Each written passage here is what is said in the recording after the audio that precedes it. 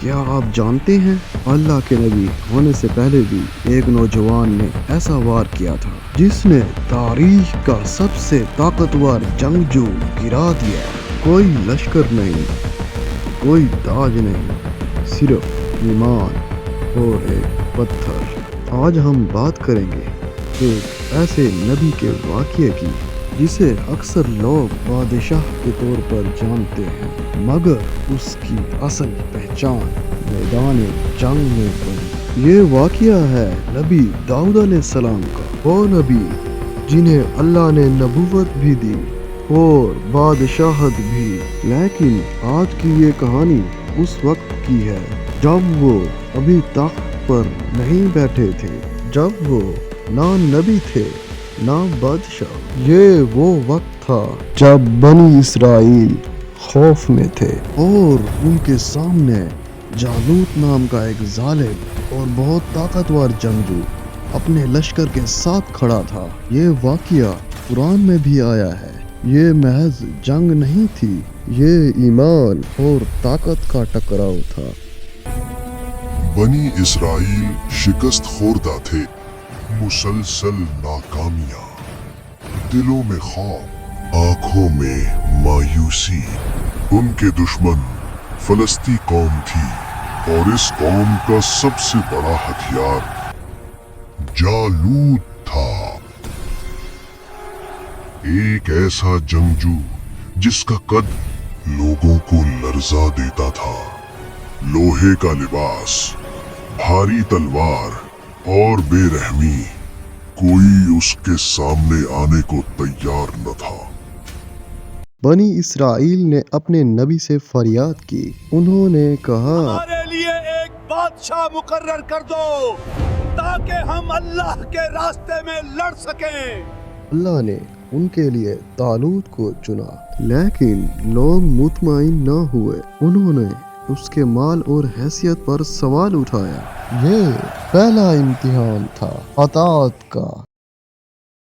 طالوت لشکر لے کر نکلا۔ راستے میں اللہ نے ایک اور آزمائش رکھی، ایک دریا۔ حکم یہ تھا، جو زیادہ پانی پیے گا وہ میرے ساتھ نہیں۔ زیادہ تر لوگ یہاں ہی رک گئے، صرف چند ایمان والے آگے بڑھے۔ ان چند میں ایک نوجوان بھی تھا، خاموش، سادہ، نام داؤد۔ دوسری طرف جالوت اپنے لشکر کے ساتھ تھا۔ اس نے میدان میں آ کر للکارا، اس کی آواز میں غرور تھا۔ کون ہے تم میں جو مجھ سے مقابلہ کرے گا؟ بنی اسرائیل کے قدم پیچھے ہٹ گئے، خاموشی چھا گئی۔ حضرت داؤد علیہ السلام اس وقت لشکر کا حصہ بھی نہیں تھے، بطور سپاہی نہیں، وہ اپنے بھائیوں کے لیے کھانا لائے تھے۔ مگر جب انہوں نے جالوت کی للکار سنی تو دل میں کچھ جاگا، ایمان، یقین۔ انہوں نے پوچھا، اس شخص کا کیا انجام ہوگا جو جالوت کو قتل کرے؟ طالوت کے دربار میں یہ بات پہنچی۔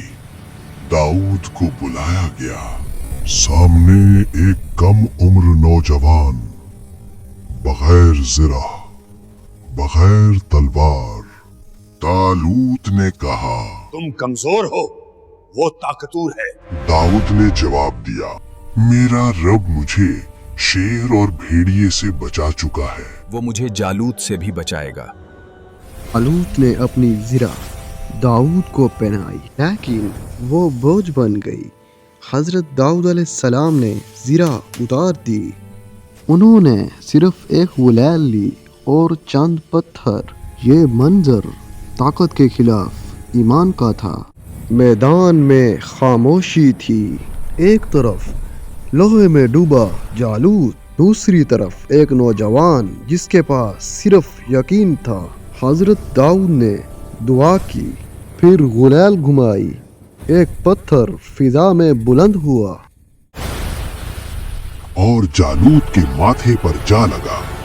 طاقت، غرور اور لوہے کی دیوار ایک ہی وار میں ٹوٹ گئی۔ और यूं वो जंगजू जिससे लोग कांपते थे जमीन पर गिरा रहा और जालूत हलाक हो चुका था। यह मंजर देखते ही जालूत का लश्कर टूट गया।